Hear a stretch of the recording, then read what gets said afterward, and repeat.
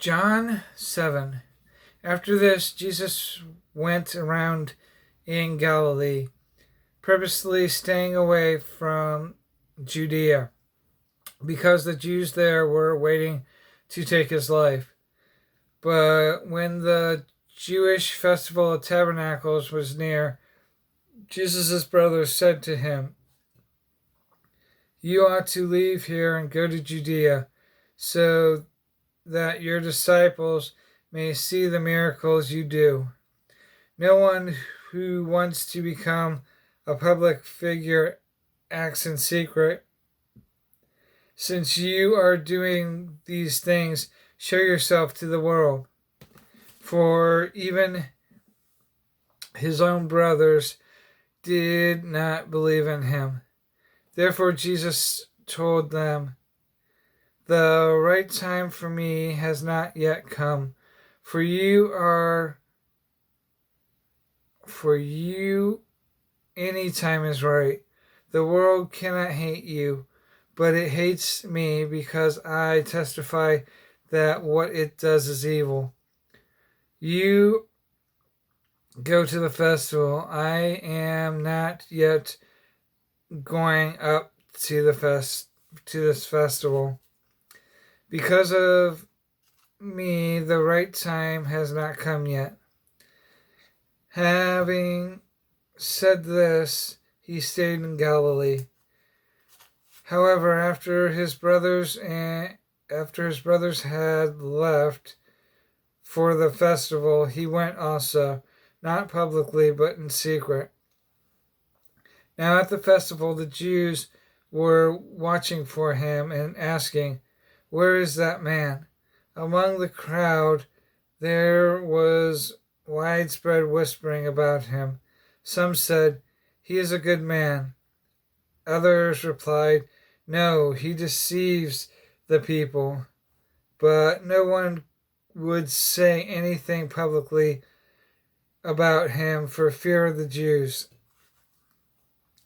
Not until halfway through the festival did Jesus go up to the temple courts and begin to teach. The Jews were amazed and asked, "How did this man get such learning without having studied?" Jesus answered, "My teaching is not my own. It comes from him who sent me. If anyone chooses to do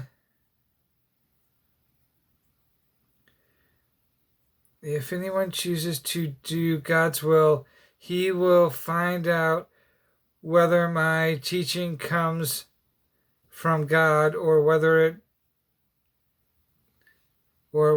I speak on my own.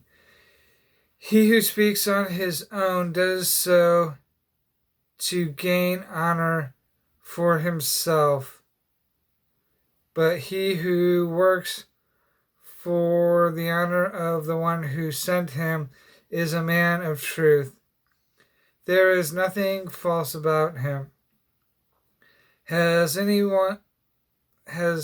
not Moses given you the law? Yet not one of you keeps the law. Why are you trying to kill me?" "You are demon possessed," the crowd answered. Who is trying to kill you?"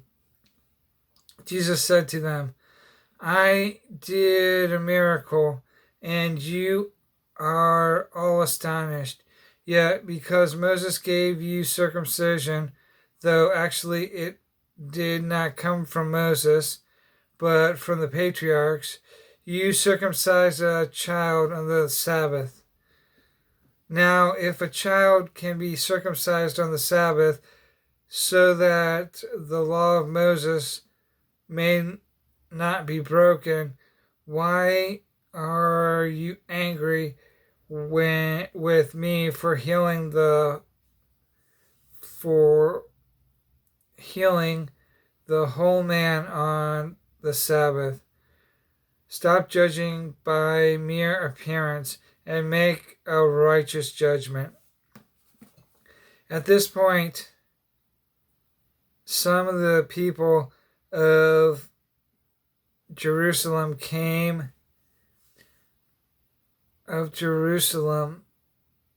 began to ask, "Isn't this the man they are trying to kill? Here he is speaking publicly, and they are not saying a word to him.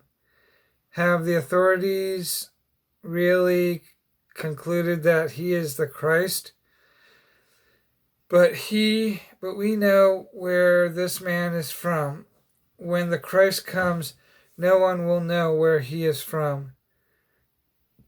Then Jesus, still teaching in the temple courts, cried out, "Yes, you know me, and you know where I am from.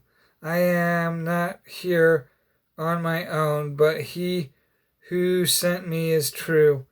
You do not know him, but I know him because I am from him, and he sent me." At this, they tried to seize him, but no one laid a hand on him, because his time had not yet come. Still, many in the crowd put their faith in him. They said, when the Christ comes, will he do more miraculous things than this man? The Pharisees heard the crowd whispering such things about him. Then the chief priest and the Pharisees sent temple guards to arrest him. Jesus said, "I am with you for only a short time, and then I go to the one who sent me. You will look for me, but you will not find me, and where I am, you cannot come." The Jews said to one another, "Where does this man intend to go that we cannot find him? Will he go where our people live, scattered among the Greeks, and teach the Greeks?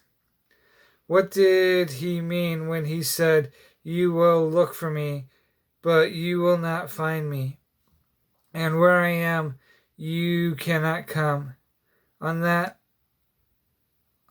the last and greatest day of the festival, Jesus stood and said in a loud voice, "If anyone is thirsty, let him come to me and drink. Whoever believes in me, as the scripture has said, streams of living water will flow from within him." By this he meant the Spirit, whom those who believed in him were later to receive. Up to that time, the Spirit had not been given, since Jesus had not been glorified. On hearing his words,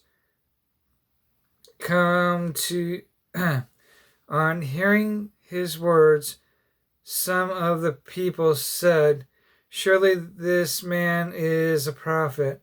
Others said, "He is the Christ."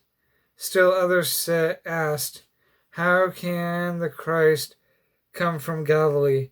Does not the scripture say that the Christ will come from David's family and from Bethlehem, the town where David lived?" Thus the people were divided because of Jesus. Some wanted to seize him, but not one laid a hand on him. Finally, the temple guards went back to the chief priests and Pharisees, who asked them, "Why didn't you bring him in? No one ever spoke the way this man does." The guards declared. "You mean he has deceived you also?" The Pharisees retorted. "Has any of the rulers or the Pharisees believed in him? No. But this mob that knows nothing of the law, there is a curse on them. Nicodemus,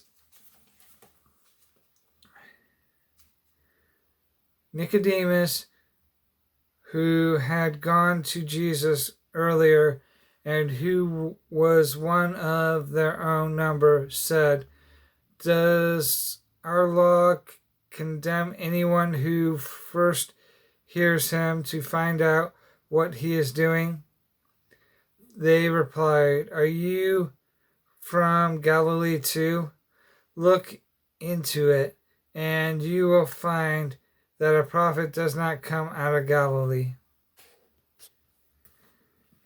Then each went to his own home.